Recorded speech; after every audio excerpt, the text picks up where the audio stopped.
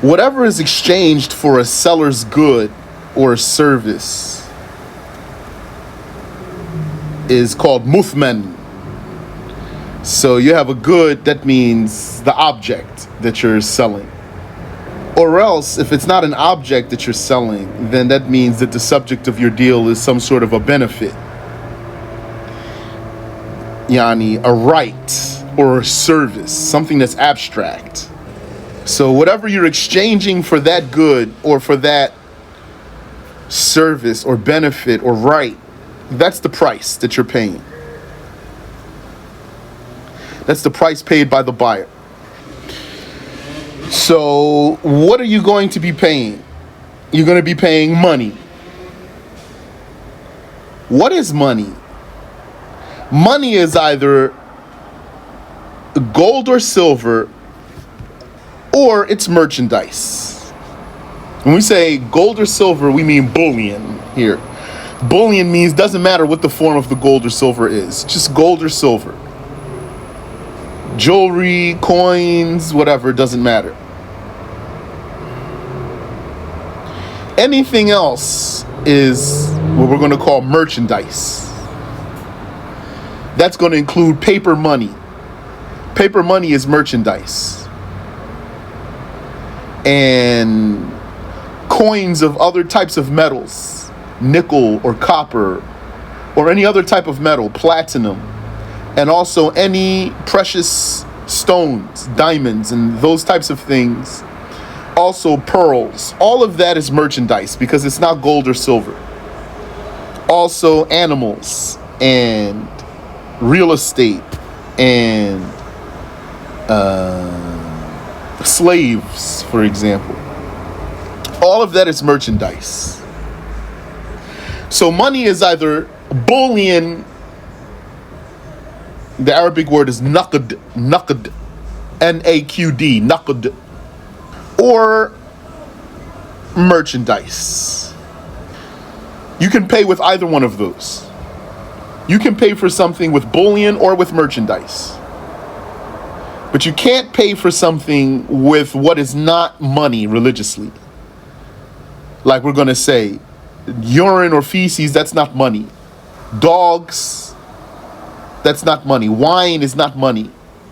And any money is going to be consumable or not. Any money is going to be consumable or not. So it's important that in these lessons, when you learn about Islamic dealings, that you don't think of money as paper cash. You have to think of money much more abstract than that. That's why really bay', selling or sales, is bartering. Because bartering is when anything with a monetary value is good for trading. Whereas in the society we live in, you can't just go to Walmart and say, well, I got this, I have these squirrel skins. Can I buy the cereal and milk with these squirrel skins? Yes, they're not going to accept that, subhanAllah. Although religiously, that's valid money. If you skinned it and you tanned it, if you tanned that skin and you remove the hair, according to a Shafi'i, you need to remove the hair from the other side too. That's valid money. You can sell that. But when you deal with people on a more personal level outside of going to the store, for example, even a lot of times some people don't see that what you're offering them is money. Like you'd say to a person, "Oh, I have a router here. I have a router still in the box, never used, brand new router. I'll give you this router for that thing." So someone might think you're like, huh? But that's money though. So whatever you use for money, it might be consumable or not. Consumable means it gets depleted as you use it. It depletes with use. If it's not consumable, it will not deplete with use. Like a house, that's money, but it's not consumable because it's not going to deplete. But food, that's money, and it is going to deplete when you use it. Or a candle, that's money, it's going to deplete with usage. A consumable cannot be the subject of a deal that requires the item's permanence. Some deals require for the thing you're using to not go away. Okay, like hiring or renting. You can't rent a candle. It's not valid rental. You can only rent something that doesn't deplete. Or borrowing items. This is the type of deal that requires the item's permanence, because this is the type of deal in which you let someone hold something so he can give it back to you the way you gave it to him. That's the goal of the deal. And endowing, the philanthropy we talked about. This needs for the subject of that dedication to be permanent, like a piece of land or a building, not a loaf of bread. A deal cannot be completed when the subject does not apply to that deal. And you need to know that money is either replaceable or valued. Replaceable or valued. If it's not replaceable, then it's valued.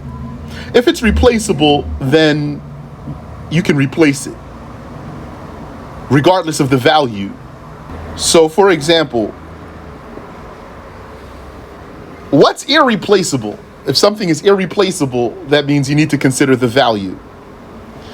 If something is made of various components or ingredients, then it's irreplaceable. Like cheese or a car. Those are irreplaceable religiously. Like a bike, that's irreplaceable. Or if something is transformed by fire, like bread or a brick, that's irreplaceable. Or if it's an animal, then it's irreplaceable, but it has a value. So what do you do? What do you get instead of that? You don't get another one like it because it's irreplaceable. So you get the value of it.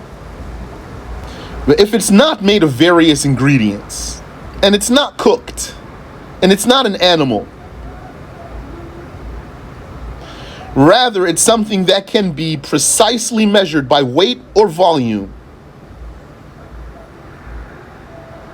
and it can be subject to the selam sale, the advanced payment sale, like gold or wheat, then that's replaceable, regardless of its value. So if someone stole your car and then he destroyed it, what does he have to do religiously? He needs to pay you the value, not replace it.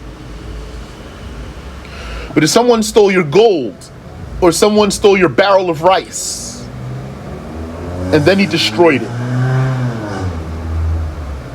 what does he need to do? He needs to replace it, not give you the value. Merchandise, so that means not gold or silver, it must have a lawful, religiously recognized, normally sought benefit for you to be able to deal with it, yani to even be merchandise so that you can deal with it, so you can sell with it or rent it. It has to be lawful. So not like a guitar or a piano. There's nothing lawful about it. Not in the state it's in. If you want to destroy it and turn it into firewood, then it's not going to be a piano or a guitar anymore. It's going to be rubble. So the guitar or the piano, for example, it's not going to be, you can't sell that because it's not lawful. Merchandise has to be lawful, and it has to have a religiously recognized, normally sought benefit. Like hunting. That's a religiously recognized, normally sought benefit. Hunting. So then you're going to buy something. What's going to enable you to buy it? You can hunt with it, for example. Maybe it's a crossbow. Maybe it's a leopard or a hawk. Or eating. You can buy it for eating. So maybe it's a candy bar, or maybe it's a fish, or a locust even. Or for fighting, so maybe it's a firearm, maybe it's an elephant. And load bearing, so maybe it's a truck, maybe it's just a little red wagon, or maybe it's a donkey. All of those are lawful, religiously recognized, normally sought benefits. Even if it's presently useless, but it will be beneficial later. Like investing in a young donkey that you can't ride it yet and you can't load it yet because you can't eat it. A donkey is haram. The Messenger of Allah sallallahu alaihi wasallam forbade the consumption of donkey meat. So you can't eat it, so you can't buy it for that reason. Then what you gonna do with this baby donkey? There's nothing you can do with it but feed it and clean up its feces and house it. But later on, you're gonna be able to ride it and load it, so you can still buy it now. So that's an example for this rule. So one day you might be wanting to buy something, and then you'll see that thing, and then you'll say, this right now is useless. So you'd say, this thing right now is useless, but I can use it later. So then based on the rule, you can buy it or sell it. Cats, they catch mice. That's a religiously recognized benefit. Hyenas are edible. Although they have powerful canines, you can still eat them, according to Ash-Shafi'i. Leopards and falcons hunt. Apes guard. Elephants work and fight. Bees make honey. Peacocks, they may be purchased for their aesthetics, means it's nice to look at. But not pictures and figures of things that can live, like baseball cards, Pokemon cards, and that type of thing. Garbage pail kids. Pictures of things that can be alive, you can't buy those. And statues of things that can be alive, you can't buy those. So action figures and Barbies and things like that. Except a little girl's dolly of a little girl. Buying a doll baby, a girl doll baby for a little girl. That's permissible. That's valid. And pesticide also is legal. You can buy that. And you can spray the bugs with it. And just as it is valid to make the dowry a monetary payment or a benefit, a dowry, a woman's dowry, you can make her dowry a monetary payment,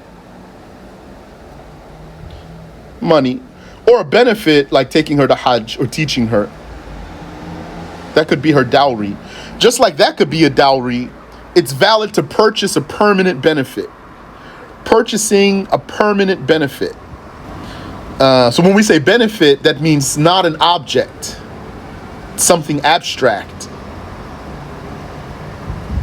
Like what? Like the right to have water routed to one's land. You can purchase this benefit.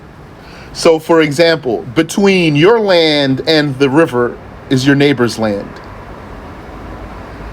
So you can purchase from your neighbor the right to have water routed to your land through his land. So you're not buying the water, you're not buying his land. So you're buying a right. And this is valid. And it has to be permanent because it's a purchase, a sale. Sales are permanent.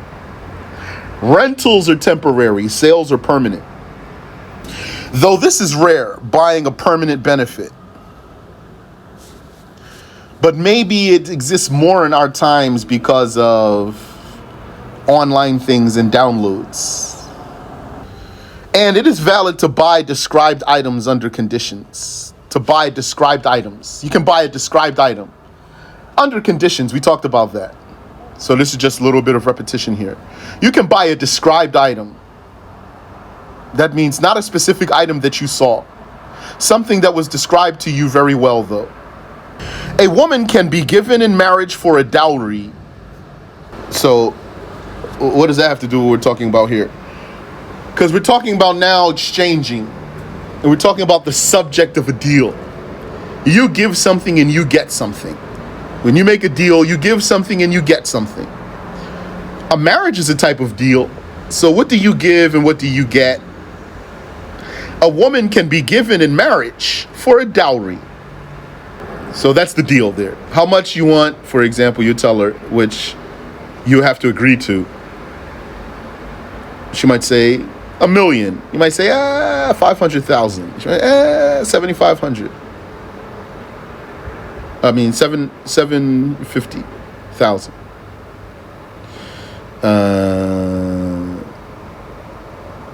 So you negotiate that,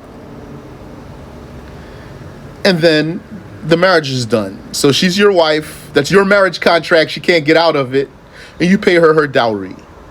And the dowry does not have to be the payment of a khula. If you were to do a khula, it doesn't have to be the dowry itself. It can be anything that's valid to be a dowry. So the woman would say, how much you want for a khula? You might say, make me an offer I can't refuse. So she says, $200. Say, I think I can refuse that one. How about 10 G's? Because the khula is a ransom. That's when a woman pays her own ransom to get out of the marriage. So the dowry, it doesn't have to be the payment of a khula. And the exchange in khula is the breach for the exchange in a khula is the breach for the payment. So that's a type of deal. What are you paying and what are you getting? The woman is paying, or someone is paying the man. So that's what he's getting, that payment. And in exchange, he is breaching the marriage. And in the tending to palm trees or grapevines, then what's the exchange here? The work for a percentage of the fruit in particular, not for something else, because that's not a regular hiring. The likes of lions and tigers lack marketable usefulness, so they cannot be sold. The likes of those, so that includes bears, wolves, etc. They lack marketable usefulness. Yani, they don't have any religiously recognized benefit. What are you going to do with a lion? Maybe you'll get eaten by a lion. Someone might say, the zoo, that's not enough. That's not enough to make selling lions valid. Someone might say, a king can tie a lion to his throne or in the corner somewhere so people will respect him. That's not enough either. Those are not religiously recognized benefits that legalize selling lions. You can use the elephants for work and for fighting. Yeah, you can ride them, you can load them, you can work them, and you can train them to fight in war. And those lions and tigers and things like that, they're not owned by whoever has them. Also not permissible is vermin, except the beneficial type. So if you found some vermin, like a scorpion, like if you go to the pet store, they might sell you scorpion, they might sell you tarantula. That's all invalid. You can't buy those. Or snakes or rats, you can't buy those. Or even roaches and things like that. Not valid. If you found a praying mantis and then you caught it and you kept it, you don't own it really, because you can't sell it or buy it, so you don't own it. There's a difference between owning something and having it under your control. Like a dog. A dog is not money. It has no monetary value because it's najis. That doesn't deny the fact that you could be controlling that dog. You have it under your control, so no one is allowed to just take it from you. Except the beneficial type of vermin, like the leech, because that's good for medicinal purposes, and the silkworm because it makes silk, and the beehive with its queen because they make honey. You can buy a whole beehive with a queen in it. That's valid. Books of blasphemy are not beneficial. When we say books of blasphemy, that means the subject of the book is blasphemy. It's possible to have a book, its subject is not blasphemy, but it has blasphemy in it. Then you can still buy it, like a math book or a history book or something like that. But a book, its subject is blasphemy, is going to be like a Bible. Also, books of sorcery, astrology, which is basically fortune telling, and philosophy, those are not permissible to buy. It's not valid. And the forbidden musical instruments, like we said, you can't buy those. Also, it's not permissible to buy or sell 1 or 2 grains of wheat because they lack value, just 1 or 2 grains. And they are not usually sought, 1 or 2 grains of wheat or rice. So when can you sell it? One, you add enough grains until it has a value that's normally sought. Collect enough grains that it has enough value, that it has a value and that it's normally sought, and then you can sell it. We know by this that the non-Muslims, they will sell anything. They don't have the knowledge. You can get roaches for free. They'll sell you roaches. Nor burnt bread. You cannot sell burnt bread. It's useless. Anyone who overcooked his toast and tried just hoping that he could get something out of it, he knows you don't eat burnt bread. Khalas, just throw it away. It was already stated that filth cannot be sold, and why. And it is valid to hire a broker. It's like a middleman to help you take care of your deal. And it is valid to hire a religious teacher. But according to the Hanafis, you cannot take money for teaching the Quran or the Hadiths. Other scholars said you can, but the Hanafi said you can't. And it's not valid to hire a singer.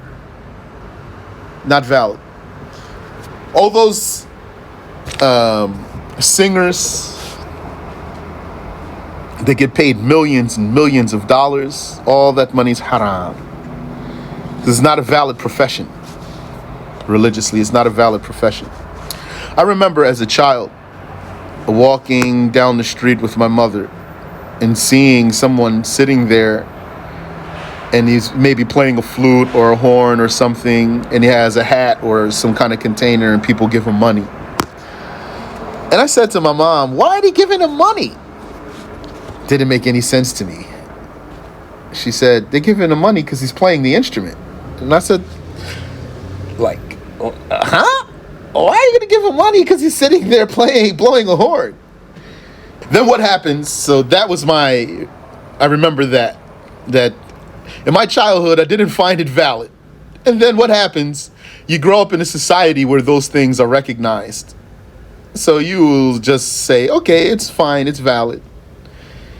And then I became a Muslim, and then I learned it's not valid. And then I remembered, oh, subhanallah, I remember when I was a little boy. I didn't even see why it makes any sense to give this guy money. He's just blowing his horn on the corner. And you can give the singer a gift. You can give him a gift. But it can't be conditional. If it's a conditional, then it's not a gift. And you cannot rent an apple to sniff it. You cannot rent an apple just to sniff it. So that's not a religiously recognized benefit.